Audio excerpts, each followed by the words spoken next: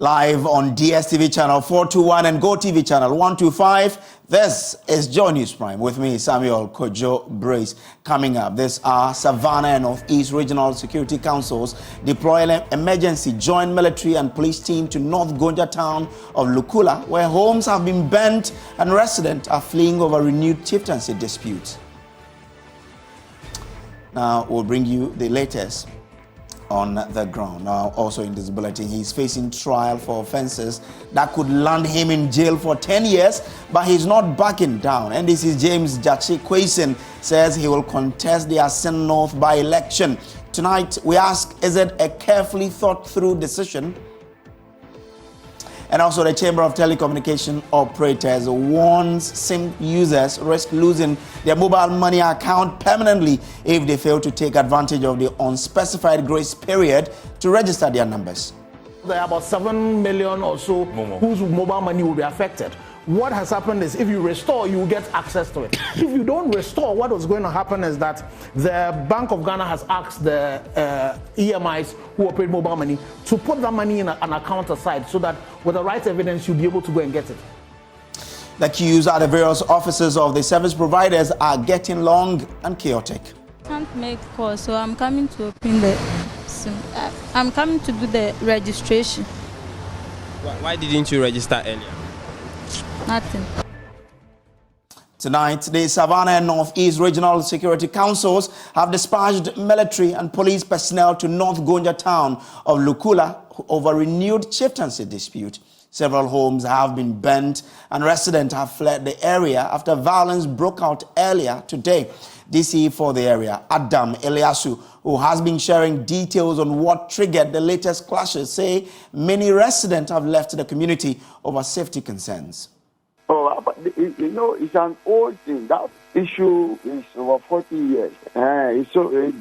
Almost every year it will resurface, and then the security will go in. Just 3 months ago or so, it came up strongly, and then both police and military were there for about 2 weeks. Then the place was calm. They left. Only last Friday or this Saturday that it started. The Romans started. Then we sent the police there. We didn't see anything, but the police were there. Somewhere Monday, Tuesday, we heard that the people were preparing to come there again. Then we added a number of police because we had about 20 in Mankarugu, so we deployed them to the place. Then when we saw that the threat was becoming too much, we added some number from Daboya to go and support. So in the area that we have, we're close to about 35 policemen there. But in terms of houses that had been burnt, some houses have been touched. We do understand that some villagers have also fled the area. Yes. As it stands now, you cannot get any adequate data on us, how many people have left the place and the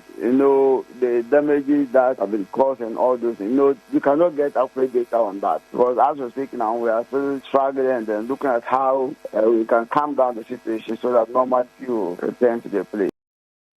Now, the Northeast Regional Minister Yidana Zakaria says the joint security team is working tirelessly to restore peace to the area.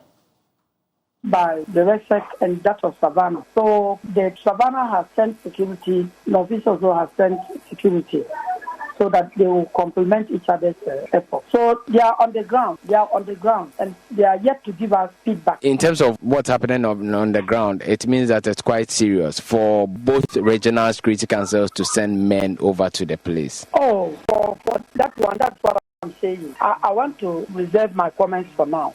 But what I have been told is that they've been able to restore calm.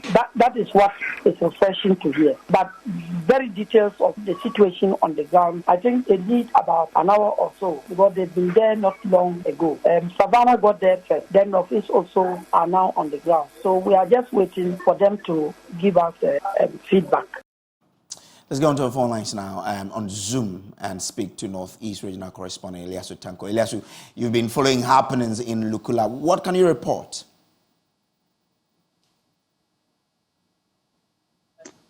Well, Brace, I can tell you that the security forces that have been deployed, the reinforcement team are currently in the community, the Lukula community, and they are currently patrolling the area. In fact, they have taken over the community, trying to ensure calm is restored. However, more than half of the community members have fled. And so the community looks like a ghost town now.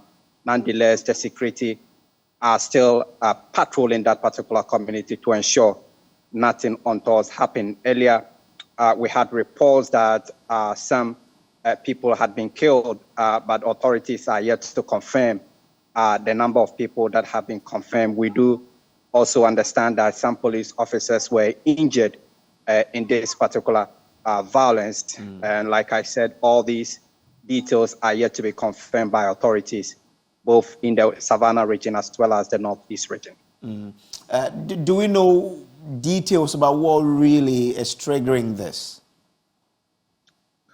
Well, this has been simmering for some years now, but on Monday, we understand the Gonja side attempted to send a rival chief to that particular community. That triggered a protest from the Mamprosi side. So since Monday, we understand both traditional areas have been sending armed men to ensure that their will is done in that particular community. From all indications, we understand this.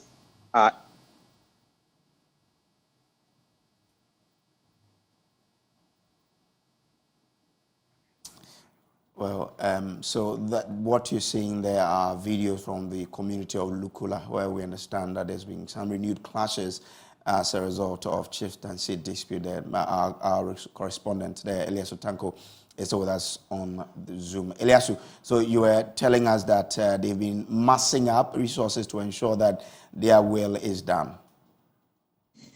Yes, exactly. And this is fundamentally what triggered this particular violence. Okay. The attempt by the Mamprosi side to stop the rival chief from going into that particular community, we understand triggered that particular violence. We also understand that the security councils of both regions have sent in security personnel there. What do we know of the outcome of this intervention after the security men went to the community? Well, like I said already, a number of community members had already fled.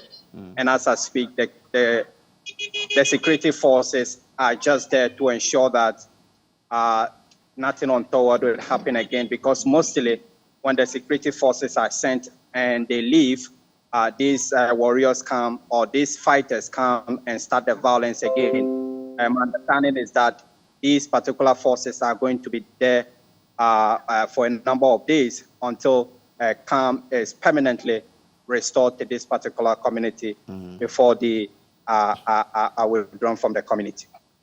Okay, grateful to you. Keep following the story so that we can update our listeners, viewers with the latest on this particular matter. To other stories now, and he is facing trial for offenses that could land him in jail for 10 years, but he's not backing down. NDC's Gyakye Quayson says he will contest the Assin North By-Election. The seat has been declared vacant following a Supreme Court judgment that stated that the election of Mr. Quayson in 2020 was unconstitutional since he had not renounced his citizenship at the time of filing his nomination forms. Deputy General Secretary of the NDC, Mustafa Gbande, says the NDC is ready for the battle ahead. The NDC is prepared. The NDC has a good will in Assin North, and the NDC is ready to go into that by-election with a positive mind that we would win. All we are asking for is that state institutions and independent institutions should man up to the responsibilities that the Constitution of Ghana bestows on them, and not to yield to the corruptible pressure being exerted by the executive led by the. Well, so just today, the man at the center of the whole development, Mr. Gyakye Quayson, has released a statement for the first time. Now, in this statement, he says, when I took the decision to put myself forward as a candidate for the 2020 parliamentary election in the Assin North constituency on a ticket of the National Democratic Congress, the NDC, I did so with a determination to serve the people of the constituency with all my heart, soul, body, and all the resources I could muster in the service of my people. He says, my roots in the Assin North constituency run deep, and all I wanted was the opportunity to meet the needs of my people on a larger scale. The Assin North constituency lives in abject stagnation as a result of years of neglect. I renounced my Canadian citizenship in December 2019 and returned to Ghana to serve you, my people of Assin North. Now, on 17th May 2023, the Supreme Court of Ghana gave a ruling declaring as invalid my nomination, election, and subsequent swearing in as your member of parliament. The court did not give it full judgment with reasons, but stated that a full judgment would be available on or before 7th June 2023. I am waiting to read a full judgment of the Supreme Court whenever it is made available, but there is no doubt that the decision, as announced on 17th May 2023, flies in the face of many previously decided cases. We wait to see whether the words of the various justices, which I have quoted, will be respected by the panel. Having made the point, let me make it clear to everyone that the most important thing to me right now is to contest and win the by-election, which is the result of what the Supreme Court announced on 17th May 2023. I am determined to continue serving the good people of the Assin North with all my heart, soul, body, and all the resources I can muster for the benefit of my constituent. I remain eternally grateful to the leadership of the NDC for the solid support I have enjoyed from day one. I really appreciate the confidence that the party has reposed in me. Now, the NPP is meanwhile optimistic about winning the seat. National organizer of the party, Henry Nana Boakye, says June 27 date is a suitable date for the party. It is a good time or it's not a favorable time. We have to prepare. This is by the law, and once this by-election is supposed to be held within 30 days, for a party, we are in a expectant mood to make our preparatory works to meet the 27th date set by the Electoral Commission. So we are already in a preparatory mood. But others have raised the possibility of a criminal case being brought against James Gyakye Quayson as he readies himself for the by-election. Court Affairs correspondent Joseph Akablay joins us with more. Joseph, what's the status of the case? In terms of the criminal case that was filed against James Gyakye Quayson, is still ongoing at the criminal court. In fact, that case was filed on 31st January 2022. It is important to note that the civil matter that was filed at the Supreme Court, which was dealt with a couple of weeks back, that was filed on 24th of January 2022, so just about the same month. But in terms of the criminal case, it's yet to take off fully. I mean, in fact, the state is yet to call its first witness. The last time I was in court for that case was on May 25, just last week. And the matter has not gone far because lawyers for Mr. Quayson over the period have made series of applications. Some have even gone as far as the Supreme Court, and that is the reason for the case not traveling far. The last date on the 25th of May, they made a point again that the disclosures that have been carried out by the Attorney General, i.e. the documents that the AG intends to rely on to prosecute the case, which they had made available to them, they did not have the full complement because they were comparing to other documents and they realized that some pages were missing. The Deputy Attorney General, Alfred Tuayabwa, explained that that may have been due to a clerical or administrative error. And so the court adjourned proceedings to the 16th of June, asking that they confer with the Attorney General behind the scenes to rectify this particular anomaly. The AG, we understand, has leveled some serious allegations in the court document. What are the details? And so first, in terms of the charges, there are 5 charges. The first is deceit of a public officer. The second being forgery of passports or travel certificates. There's also knowingly making a false statutory declaration.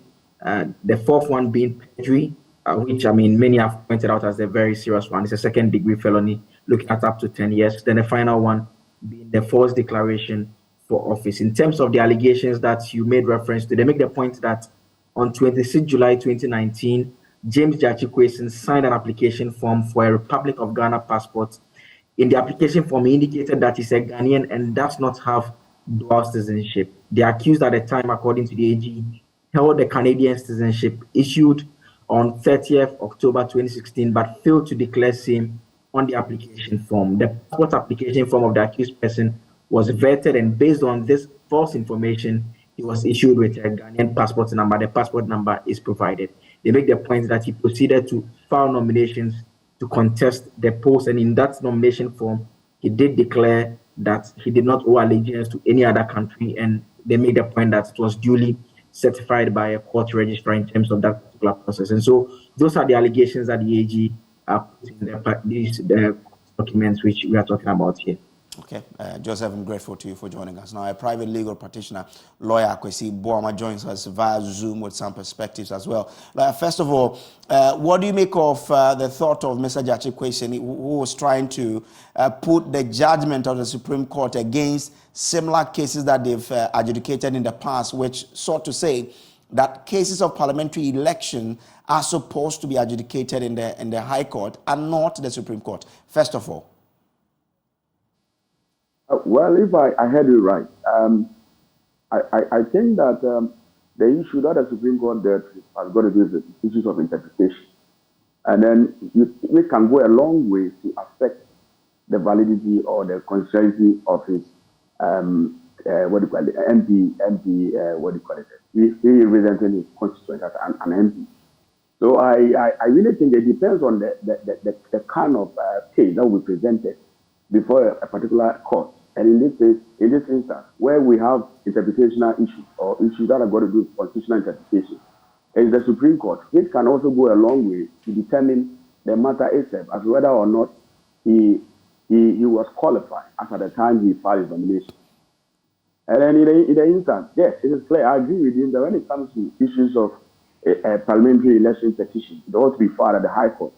But then, just like I said, it depends on how same is presented. If it catches in the form of constitutional interpretation, then the Supreme Court, they've stated a number of cases, the circumstances that will trigger the invocation of their jurisdiction. Okay. Now, he says he's putting himself up again to contest in the by-election. We also understand that there's a criminal case against him, which is currently ongoing. Is that a wise decision to, in the face of that case, present Mr. Gyakye Quayson as the candidate of the NDC in this by-election? I think it's a very serious risk that he's saying to set himself up. In the sense that when it comes to adjudication of matters, both parties do not have any control whatsoever. Same is determined by the court. I don't know whether he is fortified that indeed, based on the facts, he cannot be found liable or culpable of having committed those charges that have been pressed against him. But that having said that, it is very crucial. And if I were him, I wouldn't have risked it, in the sense that it could go either way. And we have precedent. In the case of Adamu Sakandi's case, it happened. The same charges. I think it was about nine charges or so. It was reduced to 3. And at the end of the day, he was found culpable. And then he was incarcerated. So without any prejudice to the case pending before the High Court, I really think that he would have opted for another candidate that would have been tested and reduce the risk more. In this instance, in the event that this is without prejudice to whatever is happening, the event that is found culpable, it means that there's going to be a huge cost to the party, to the state as well, in terms of organizing a by-election.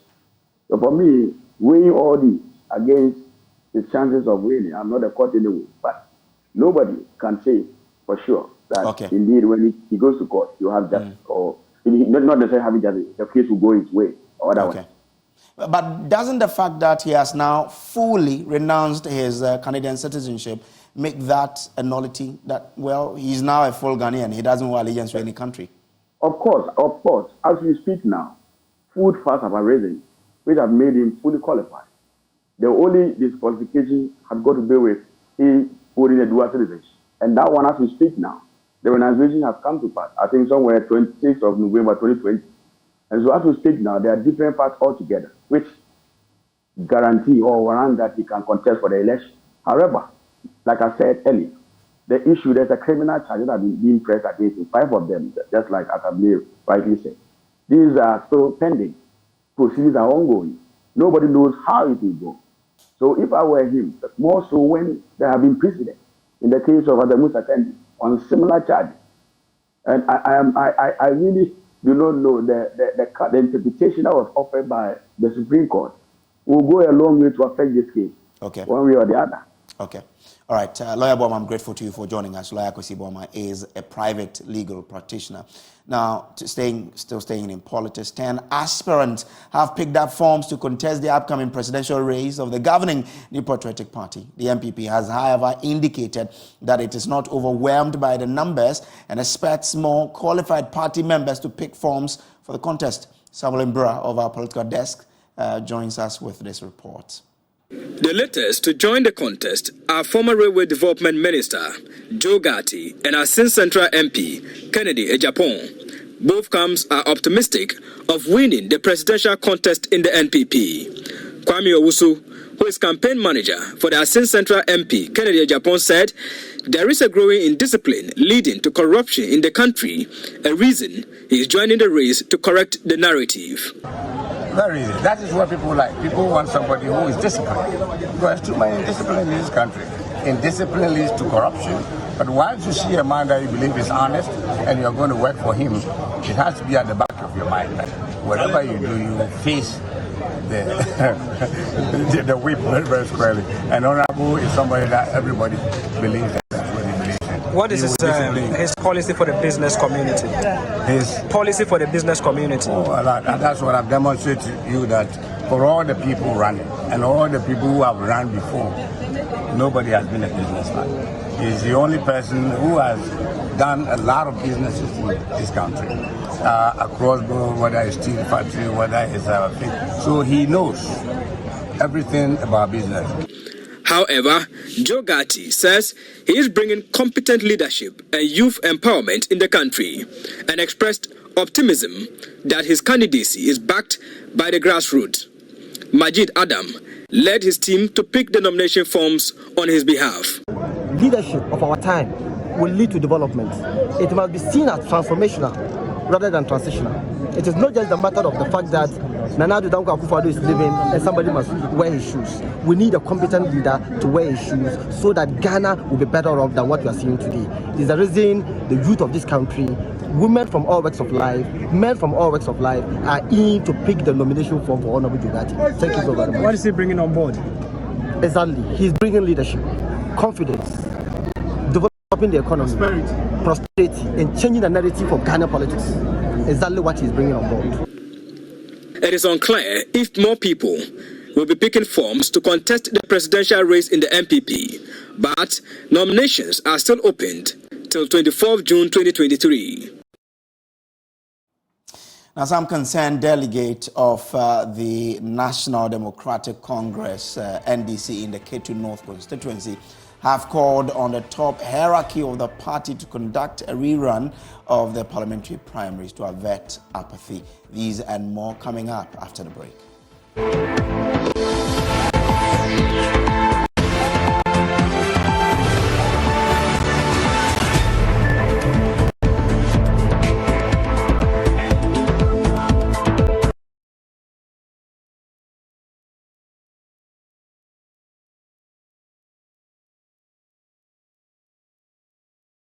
Welcome back from the break. Now, some concerned delegate of the National Democratic Congress, the NDC, in the Ketu North constituency have called on the top hierarchy of the party to conduct a rerun of the parliamentary primary to avert apathy.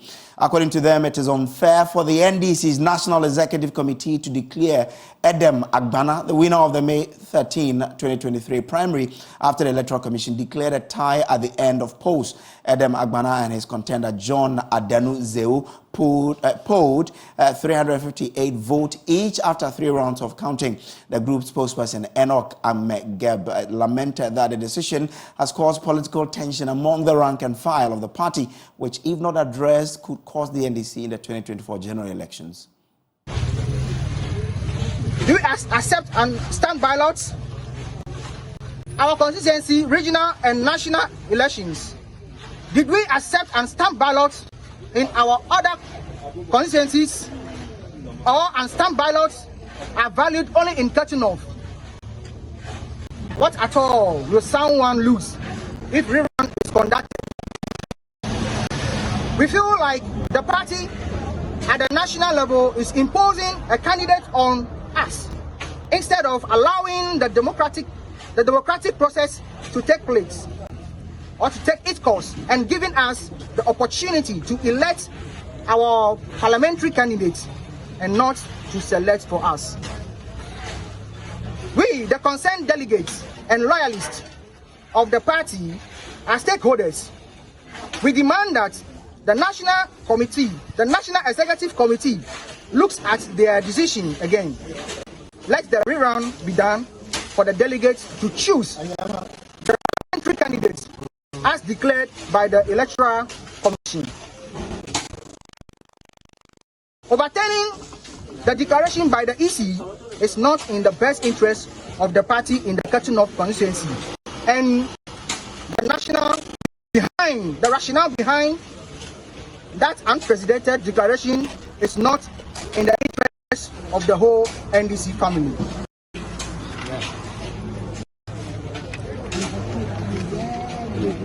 The verification stamped provides evidence that a ballot paper has been issued by an accredited official to a verified voter at a polling station.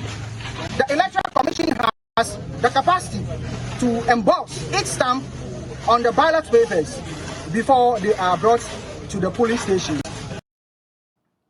Now to other stories. If you have a mobile money account and your SIM card has been blocked, there is a looming risk of permanently losing your funds if you fail to register the SIM within the unspecified grace period. The affected SIMs have now been limited in functionality, with calls and text messages blocked, allowing only registration on the network. Starting today, more than 9 million SIM cards have been blocked, with more than 7.4 million of them registered with a mobile money account. Already, some mobile users are lining up at various centers attempting to complete the process. Let's head to the Ashanti region, where some affected SIM card users spoke to Lab FM's Nana Boache Yadom. Already start me SIM card, you know. We try a new one, yeah. We try to already start, mommy. So, by 2 months, no, my block line, I'm near quite. I registered my SIM card, but for about 2 months now, they have blocked my line. I went to their office to register, but still, my SIM card is blocked. Registration, They tell me the SIM card is blocked when I try to make a call. Look office, no more your mammy. Intimidate, my mammy limited the acquire and to 2 months in it, no more block line. Friday, by about 12 now.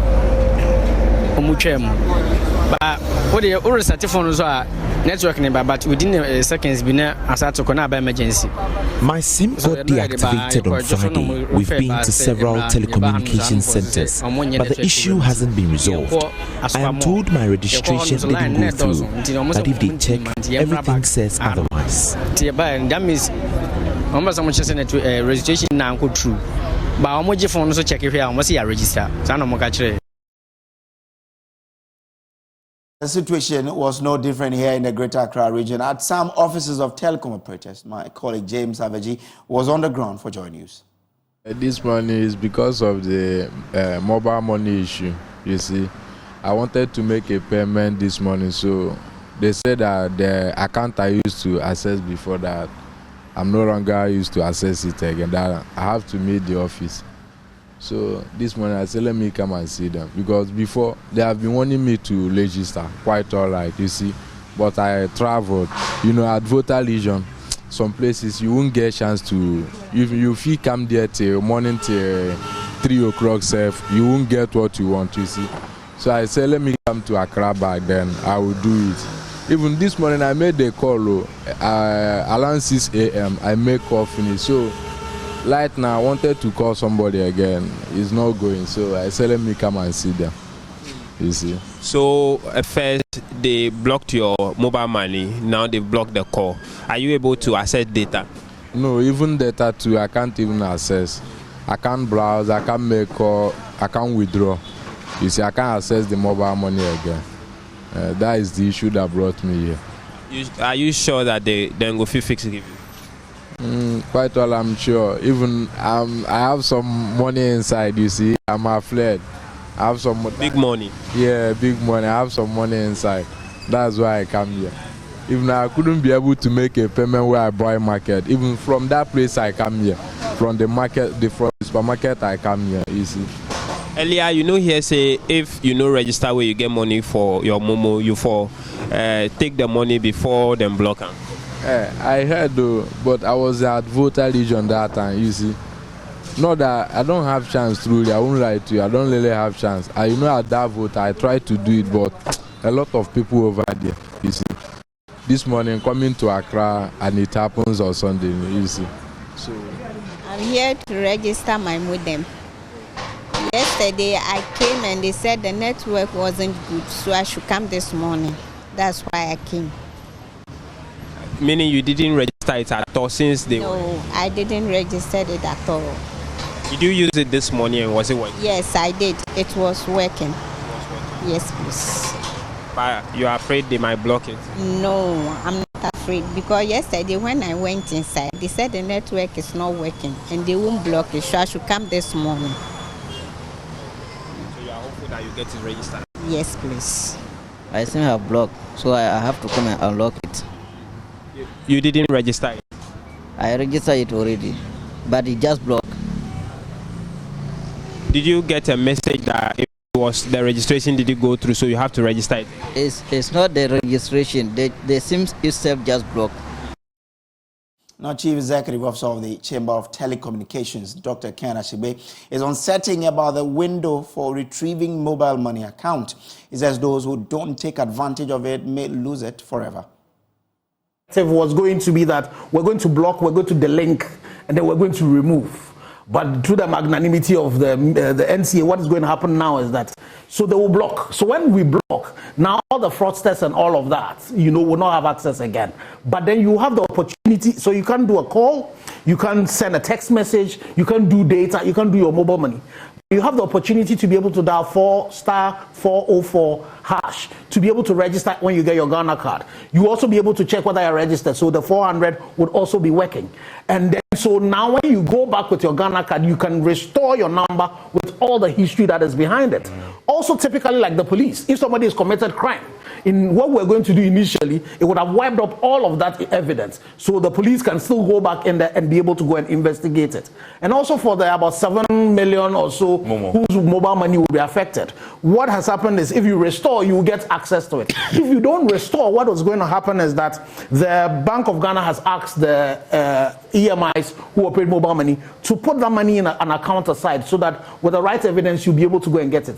But what the NCA has done smartly is that there is no timeline for this. So the NCA could decide that 2 days later, I am going to delink, remove. And then you lose access to you lose it. To your Momo? No, you lose the access to your Momo there, now you will lose it. Okay. The only way you do is going to get your Ghana card. And register. But if the NCA decide that this window they've given, after a week, they are going to stop it, what is going to happen is that blocks you forever. It will block you forever. You will not have your number. And you should bear in mind, even if this is the number you use to do your banking and your OTPs are sent on it, from midnight, what is going to happen? The telcos is about 9 million so for everything else. But the telcos will midnight not be able to is 2 hours. Yes, but they will not be able to do all of it at once. So you find out that MTN might be able to do like 800,000, Tigo might do the same number. So it will take a while for them to be able to get it. But it's definitely going to get there. Okay. So it's important that we don't take this reprieve and like the way we've done since October 2021 and just go to sleep. Okay. Make sure you go get your Ghana card number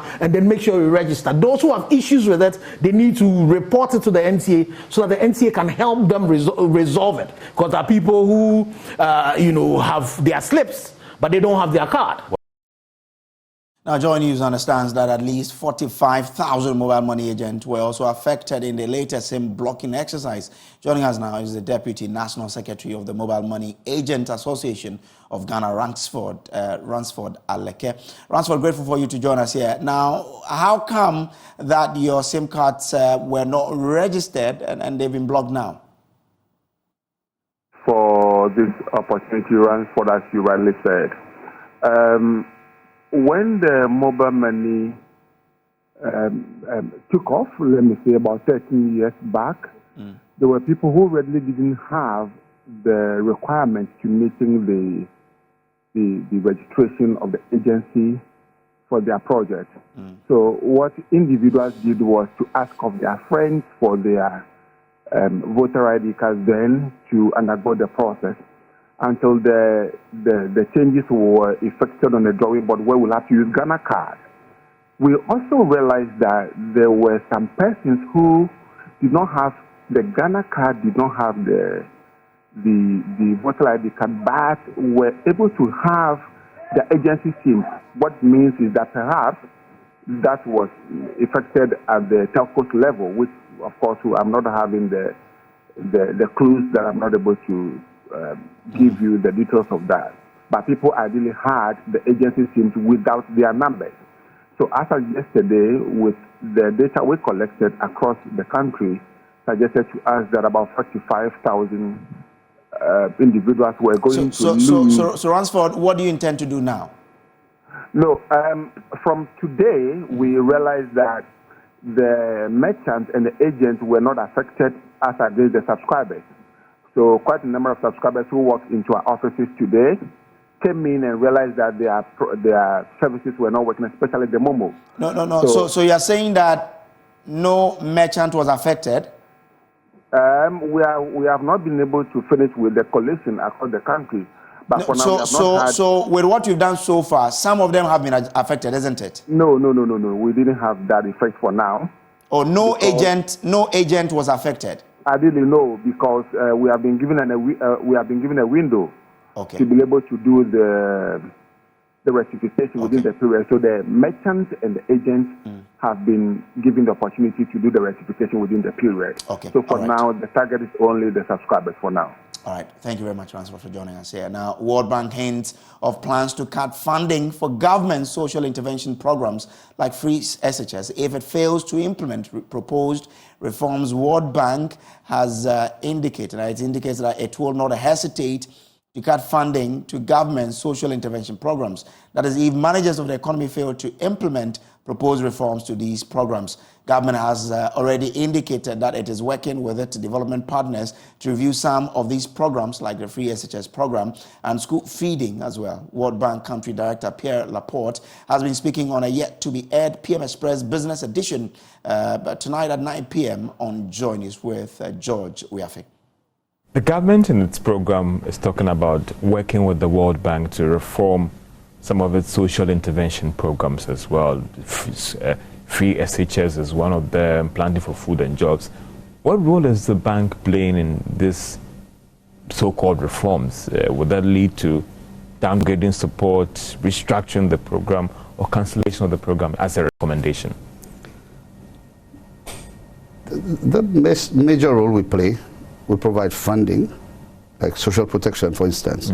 It's one thing to give money, but you have to make sure that the money is spent correctly. For instance, I'll give an example. We've been talking very, very directly with both the Finance Ministry now and the Ministry of Local Government on the school feeding program. Because school feeding program, we know it can get very political, there can be favors and stuff like that. And we've been very clear. In the new project, we expect full transparency and accountability in the way school feeding programs are given out. So, and we are clear. If tomorrow, because what we do, not because we want to do it, we want to do things the right way, in line with good practice everywhere else, and we don't want our projects to become political tools.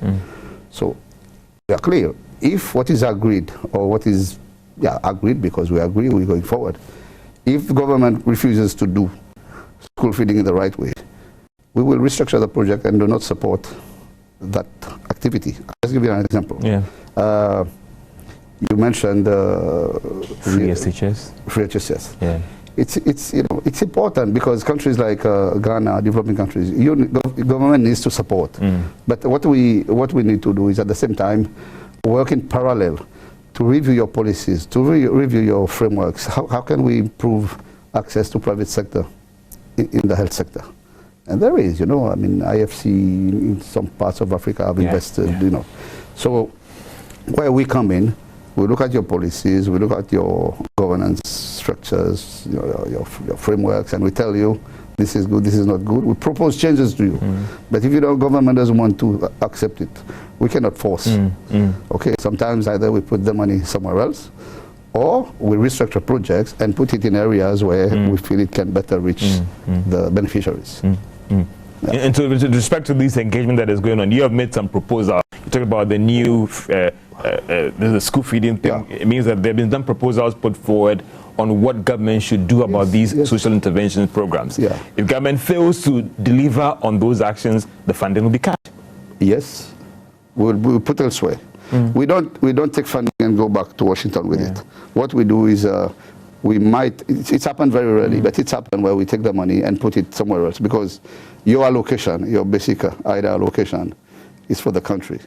And whilst we can, at the end of the cycle, if it's not used, we have to put it back in the pool and distribute to countries. But during the cycle, what we try to do, we put money in. I can give you, when I came here a few months later, there was a land project that had been approved by the board, but then it was taking a long time. There was some disagreement between different parts of government. So in the end, we know what, we say, okay, I'll pull this back, we put the money into another project. So it happens, but it happens rarely. When you look at some of these social intervention programs, like the free SHS, school feeding program, planting for food and jobs, is the problem? Some would say that the idea is good, right? The problem has to do with the implementation and getting the funding right, pushing the money to the right spot, and accountability, right? Absolutely. It's the governance. How do you do it? You know, the structures that are there. It's the accountability, the fairness, do it the right way, do it the appropriate way. And if it's, because you can have good intentions, but if along the path somewhere there are other things that come in and distorts the whole process, then your intentions will not benefit the poor, the beneficiaries, because the chain is broken by either, like you say, poor governance, poor delivery, corruption, or whatever kind of.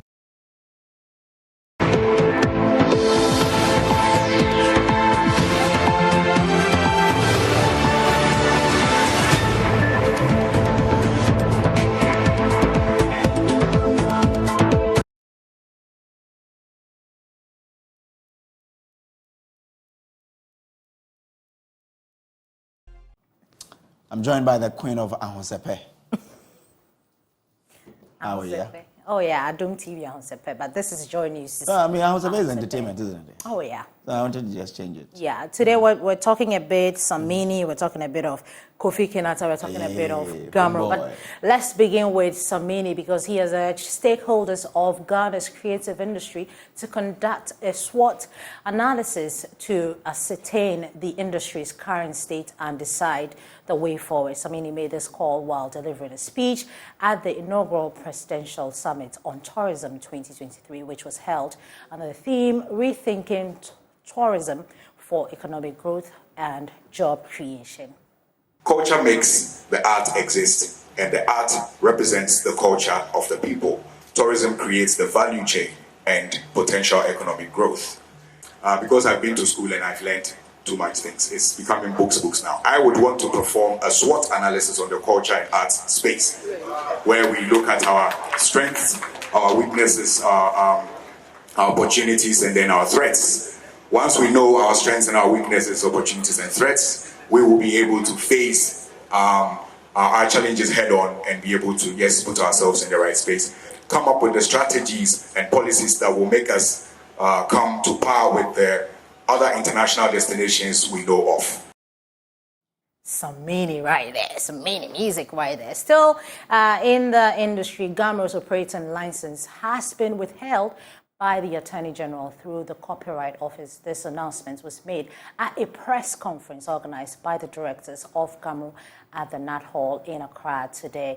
In his address, the chairman of the interim Gamro's Management Committee, Rex Omar, spelled out the consequences of the revocation of the license. He said, as a result, Gamro will not be able to distribute any collections as it is unable to follow the collections mandate. He spoke to my colleague, Kwame Dazi, after the program.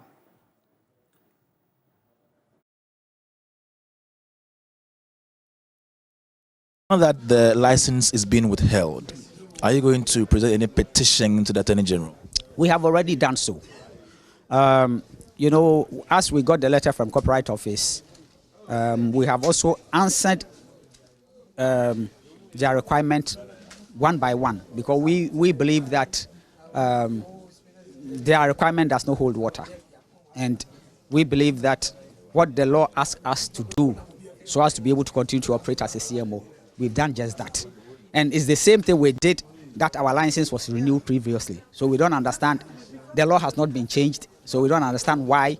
And then if you look at the conditions they are setting for us to be able to get our license, is based on somebody's discretion or somebody's whim, which is not based on law. So we have responded to that. So what is the ideal situation every year? What do they look out for before they renew the license for you? The license is renewed every 5 years. Every 5 years? Every 5 years. So it presupposes that if for the past 5 years we had done anything wrong, they would have withheld our license or long ago. It is only when the license was due to renewed for the next 5 years that they are delaying it, withholding it, giving us conditions that is not based on anything. The conditions they are giving us, what they are asking us to do, we've done long ago. That they themselves, the audited report, they gave us a copy. The Gamro's constitution was run by them. It's adopted. When it was adopted, Attorney General was represented. So why are you asking us to go back to do a new constitution or to do a new thorough audit? What are they asking us to do? Rex Omar there. This issue will be following in, and we will be bringing you up to speed on everything that is happening. But Brace, let's talk about Kofi Kinata. I know that you love Kofi Kinata. Everybody loves Kofi Kinata, and so we can congratulate him. It's in place because he has been appointed by the SDG Advisory Unit of the Office of the President as the voice of the Ocean and Goodwill Ambassador of the Ocean. The ambassadorial role was officially conferred on him by Dr. Eugene Owusu, the Special Advisor on SDGs to President Akufo-Addo, at the end of the second day maiden edition of the National Blue Economy Summit here in Accra. I just want to put on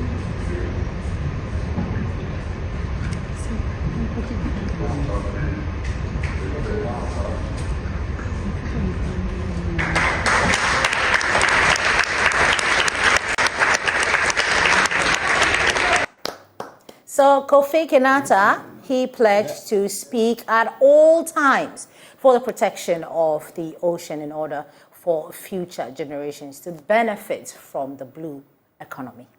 We will finish speech tomorrow. Thank you so much for this honor done. As a tardy boy, typical tardy boy, the ocean is nothing new, you know. I'm here to work with you people to make sure this dream becomes a reality. Thank you so much.